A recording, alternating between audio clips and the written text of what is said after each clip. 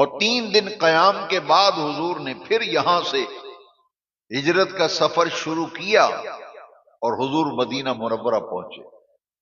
یہ جو غار کے اندر 3 دن حضور نے 3 راتیں قیام فرمایا، رب ذوالجلال نے قرآن مجید میں نبی کریم علیہ السلام کے غار میں قیام کو بڑے حکمت بھرے انداز میں قرآن مجید میں رب کریم نے بتایا اور سمجھایا۔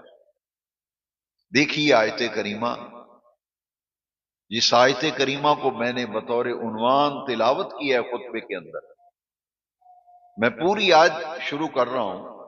عام طور پر جب بیان کیا جاتا ہے تو بس اتنی آیت پڑھی جاتی ہے، ثانی اثنین اذ ھما فی الغار، لیکن میں شروع سے آیت پڑھ رہا ہوں تاکہ پوری بات سمجھ میں آ جائے۔ الا تنصروہ